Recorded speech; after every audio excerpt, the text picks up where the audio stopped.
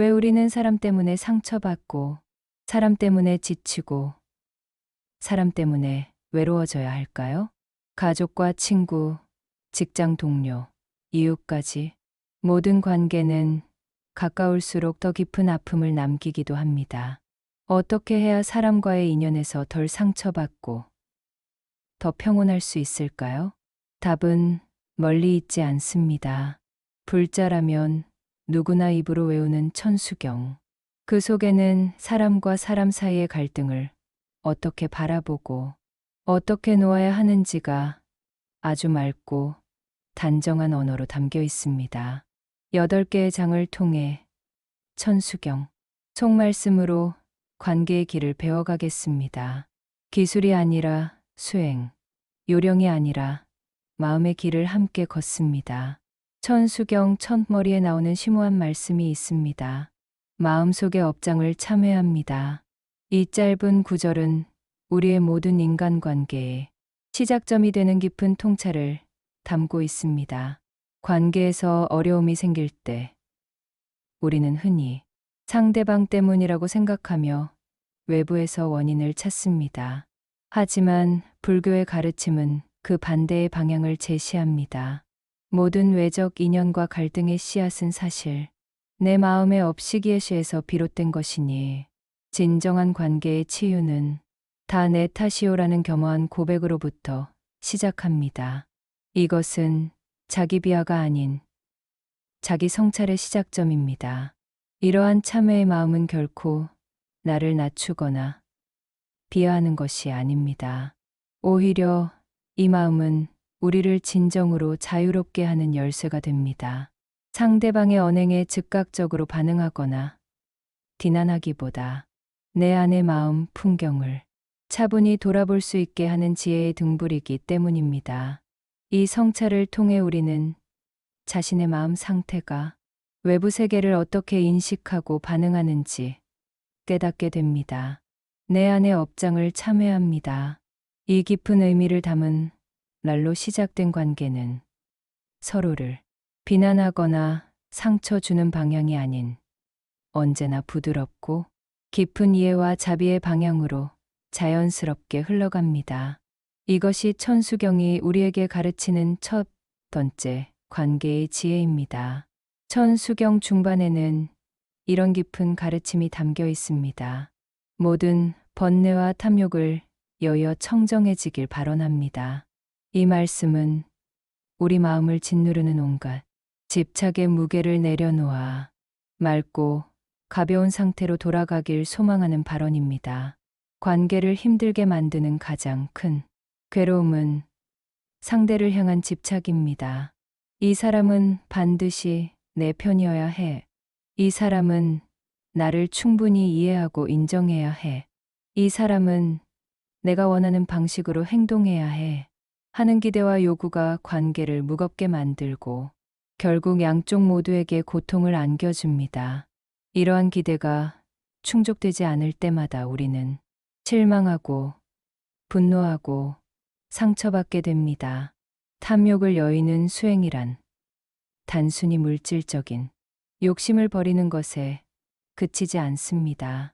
그것은 더 근본적으로 관계를 소유하려는 마음, 상대방의 마음과 행동을 통제하려는 욕구, 그리고 내 뜻대로 관계가 흘러가길 바라는 집착을 내려놓는 것입니다.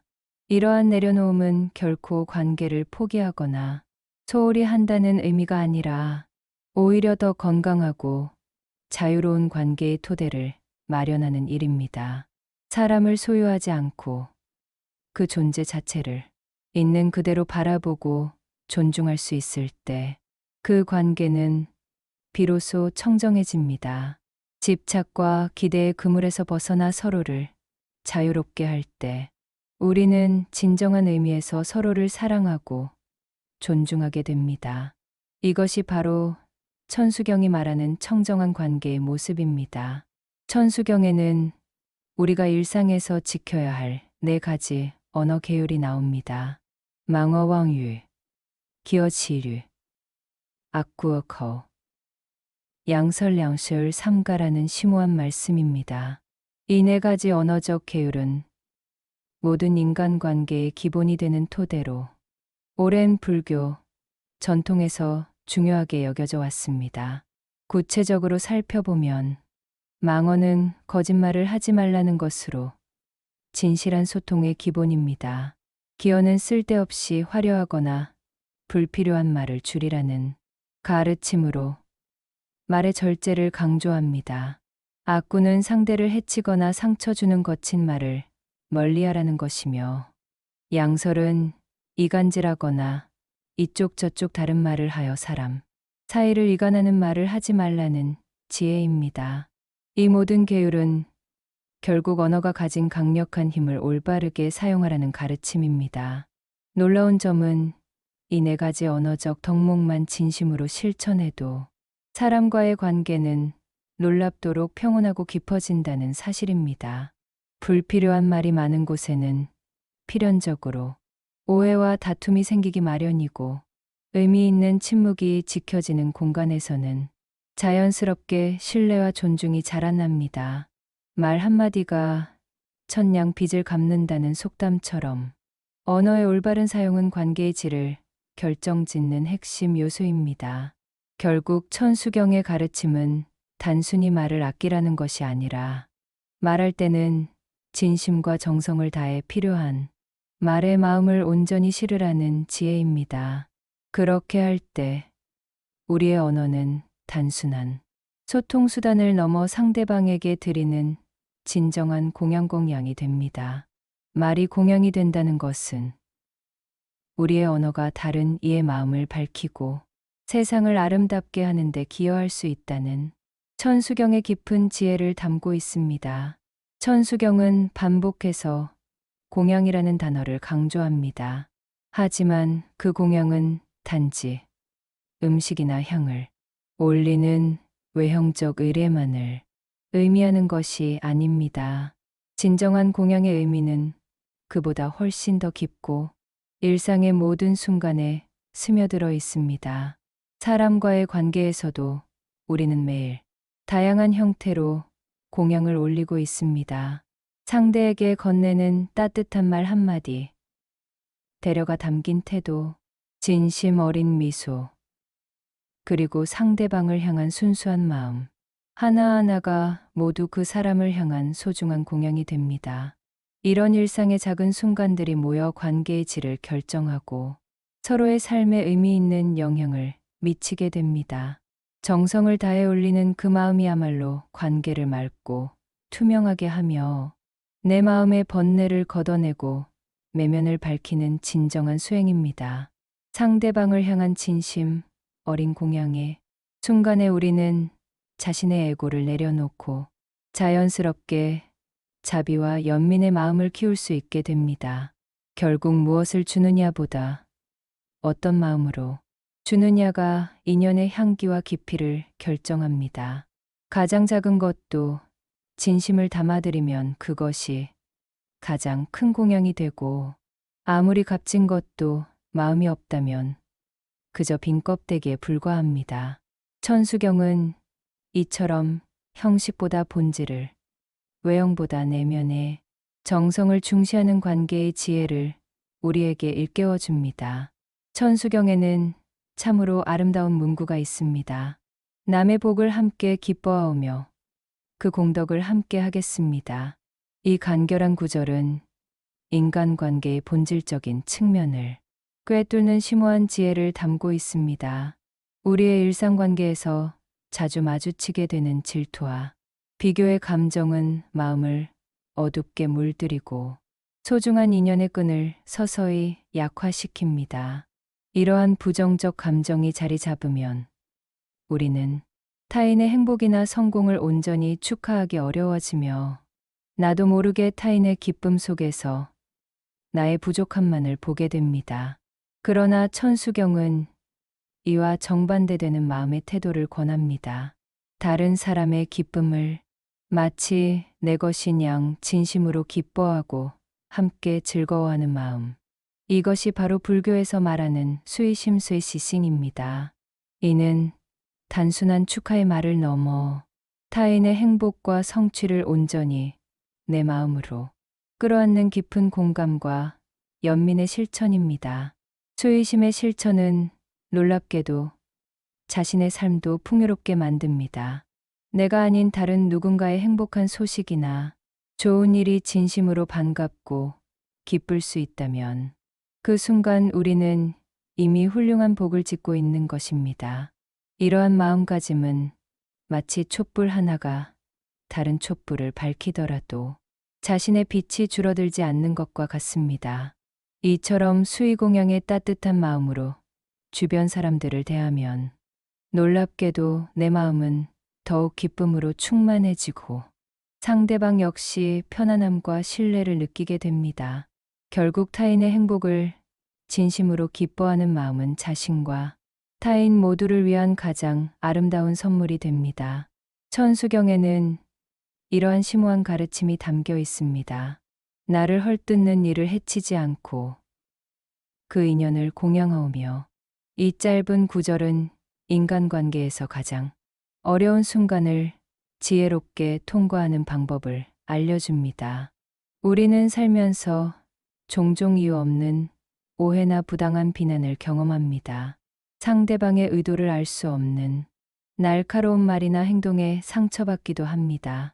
그런 순간에 화가 치밀고 억울함이 북받치며 방어적인 태도를 취하게 되는 것은 지극히 자연스러운 인간의 반응입니다.